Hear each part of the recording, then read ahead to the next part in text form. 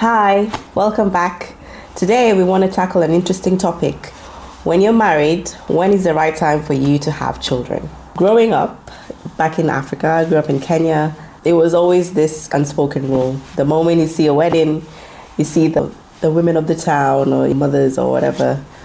About a month later, they start asking, oh, does she look like she's pregnant?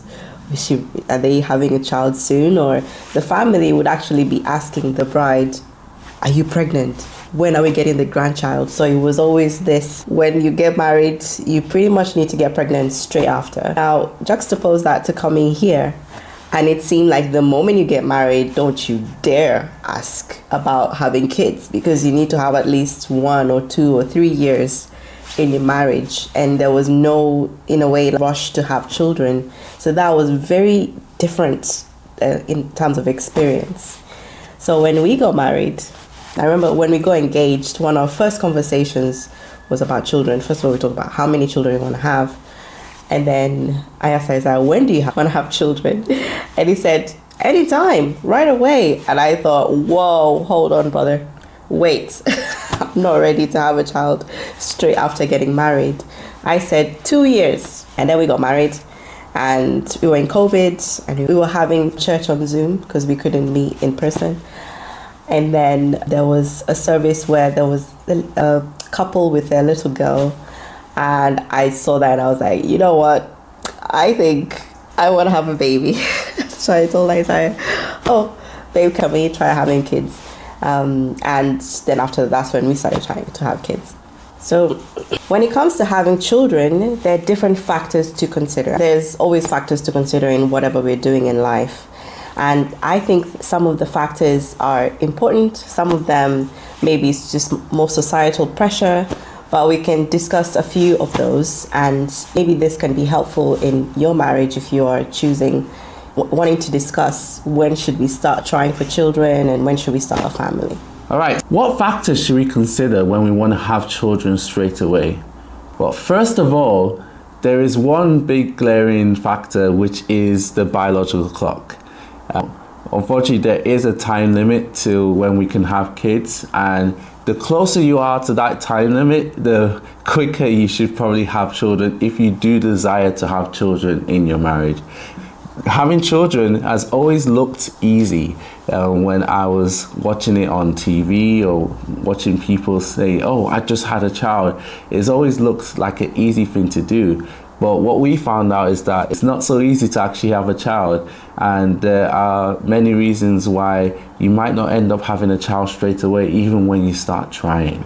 And so if you're really close to your biological clock, it's best not to hold off, because you might end up not even being able to have a child in the first place. And there's a joy as well in actually having children when you're a bit younger, because what it does is that you're not too old for your children. You can still have energy for them. You can still joke around with them, because it's not been too long since you've been a child and you've grown up, basically. And that's been how it is for us. It's been fun to hang out with our children, and we had our children when I was 25, and now when I'm 50, my child will be 25. So it's really not that big of an age gap, and it's just helpful in just being able to connect with them.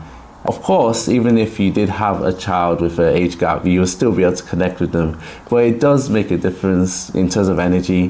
The older we get, the less energy we have. It's just how it is and just how life goes. I think with the biological clock, I think for the women, it's about the older you are, the higher risk pregnancy it is. So it's just, and amen, God will see you through. When God wants you to have a child, God will bring the child into the world. But I think it gives us a little bit more peace of mind when we are able to have it at a younger age to actually go ahead and do that. And I think the men, the biological clock is, look, you don't want to be 70 and having a baby. There is night routine. There is just things you cannot really enjoy and do with your child consistently. And I do know there's a friend I have whose parents are way older. We were, our 20s, and her parents are about 70. And so when I ask, how is your relationship with your parents? They're just really old and it's just hard to connect with them. So even in the future, when your children are actually adults, will they be able to actually come and have a good time with you? Or is it more they're coming to be your caretaker because you're just so old? So those are things to consider. Obviously, this is a marriage channel, so it's not pertaining to single. You're like, well, I'm not married and I want to have a child now. But this is more, you're married, you are able to have children right now, but you're waiting. And so the longer you're waiting, the longer you're just pushing that biological clock. So why not do it now when it's slightly safer and lower risk and all those things, than wait till later when it's crunch time and now you're stressed, you're like, we must get pregnant in a week, or all these things don't fall into place. On the opposite end, a reason to wait could be, that we've heard a lot, is that you're newly married and you say, look, we need to get to know each other. We cannot be introducing a whole new human being in this equation right now. And it was good for us to spend those 6 months, because we started trying at 6 months, because once you get pregnant, then your marriage is also different. Trying to set that foundation of, we are trying to get to know each other. We have some kind of rhythm. We have some kind of baseline of who we are as a married couple. So then when we add variables onto this equation, we know where we're trying to get to, because it's going to get crazy. And then we're trying to think, where are we trying to get back to? If you can help to wait and you just have children straight away, you're literally strangers. And then it's almost like you marry your spouse, the woman in this case. She gets pregnant and she becomes a different person. So she's not even the normal person that she would have been without pregnancy, because pregnancy just makes you a completely different person. So then you do that and then you have children, and then when she's now a mom, she's now an even different person. And in a way, she's never really going to get back to the original person. So it's great to have that timeline of, this is our year or our 2 years or our 6 months or however long you decide to. Let's get our house in order. Let's get our rhythm going. Let's get to know each other. Let's understand what marriage is, because we are two strangers live together before we add another human being to the equation. Even for us, we felt like we should have waited longer, because when we did have children, there were situations where we struggled because we didn't have some key foundational rhythms in place, and things like connecting with one another, having date nights, and things like just in general knowing each other. There was still many ways in which we needed to know each other, and we didn't give ourselves the time to, and so we did struggle a little bit, but we got through those struggles. So it's not like you can't get through the struggles if you end up having children straight away. But we would advise, just at least give yourself a year. It really does take time to get to know your spouse, get to just really get used to your spouse, get used to their little quirks and what they enjoy and what they don't enjoy, and the things they don't like you doing at all, and just the ways you guys can have fun and just enjoy. It's not like you can't have fun when you have children, but responsibility really starts to kick in when you have children. These are it doesn't have to be two, but these are little children who need help at all times, and also, especially in the beginning, they just want you at all times. They are stuck to you and they can be all consuming, and if you're not careful, you can forget your spouse. You can forget the original too. Sometimes I have to tell my children, hey, it was us first. Take some time away. We started this whole thing, so it was us first. Bear in mind, there is something very important to consider about having children. When you get married and you decide to try to have children, you can either get pregnant straight away or you can take time. You don't know, because you've not tried to have children together. And then when you do get pregnant, it takes 9-10 months. It feels like a year of the baby actually growing, then the baby to be born. So in a way, you could actually still get to know each other and have that time of child-free time whilst you're working towards the goal of having children. I remember when I thought, let's have a kid. Literally in my mind, it felt like next month the kid will come home. And then we started trying. Then you have to wait and you have to try and you test. You have to keep trying and you're like, when is this kid gonna get here? And then you get pregnant. Great, I'm pregnant. when is the kid due? What do you mean next year in the summertime? That is so far away. How do they take so long? And then the wait, even in the process of being pregnant, every day feels like it's just endless. You're like, wow, I'm just 1 week. And that was just a week. So it can feel very long, and you can plan lots of little baby moons, and you can have time to just have fun and enjoy the pregnancy.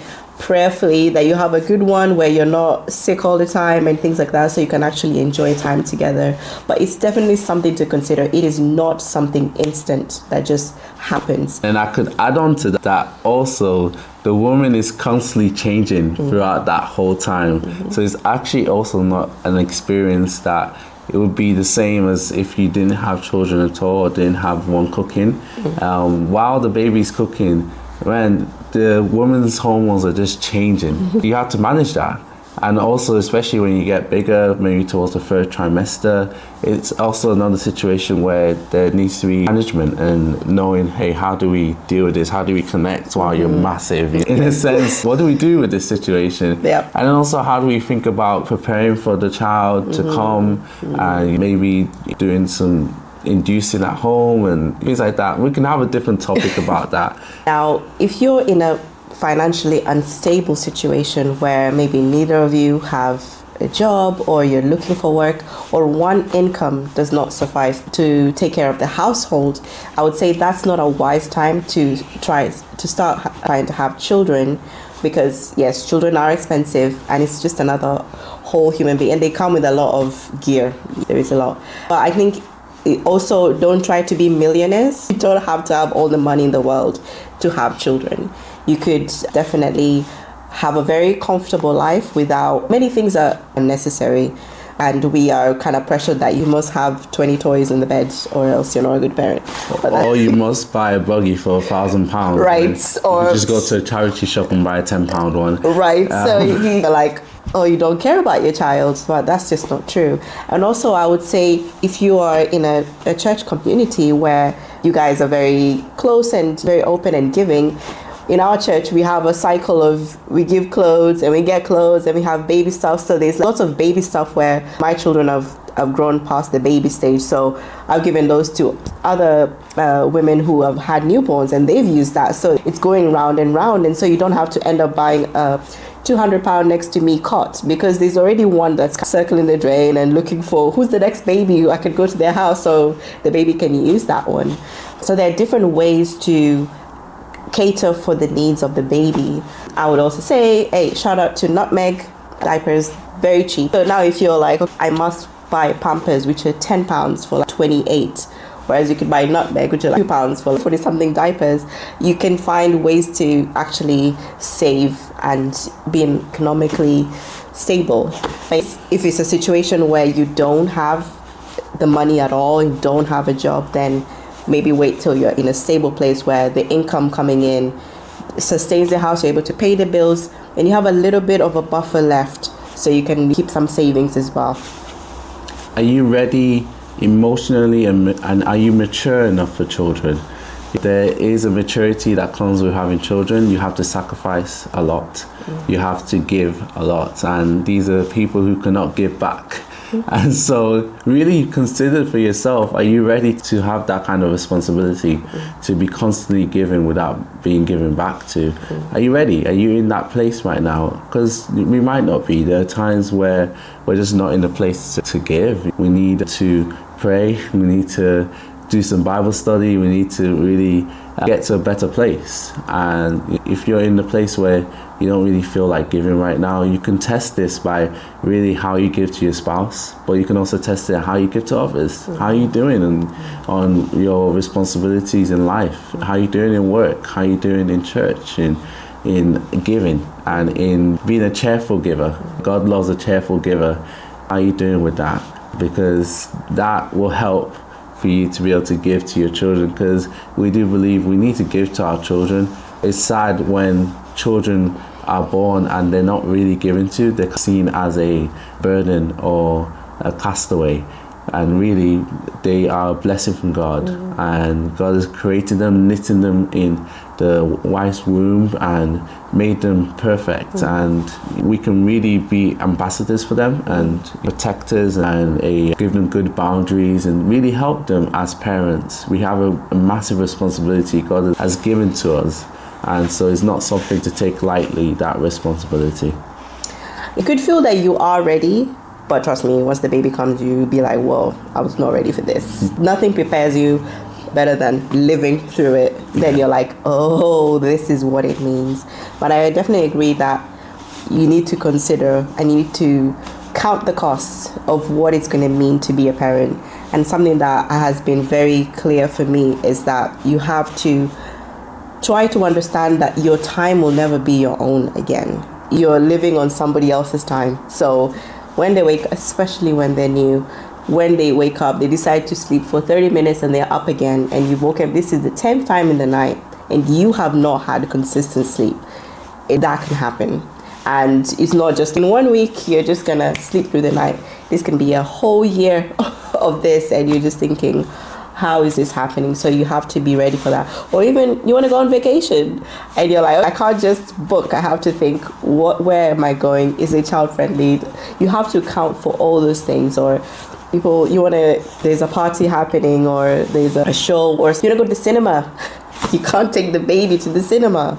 There's so many things you have to be. My time is not my own, and I have to account for this human being with me the whole time. And I think even if you don't have family next to you, that is also something to consider, because even more so, your time will not be your own, and you can't just be, my in-laws are here or my family is here, and let me just drop the kids over, or things like that. So we hope you've enjoyed this topic today. It's been nice just talking about it and considering. We want to hear more from you. We always want to hear from the comments, and read every comment. And please subscribe and hit the notification bell. It does help us just to get this out to more people, and to get more people thinking about their marriage and considering topics and really trying to work through their marriage. We ultimately want to work with people. So if you're interested, please also let us know, because we really want to work with couples and really help couples just in their marriage, because we want to tackle that there's a divorce rate which is just increasing, and we do believe that God has a way out for those who are struggling in their marriage. Thank you for joining us today. We'll see you next time.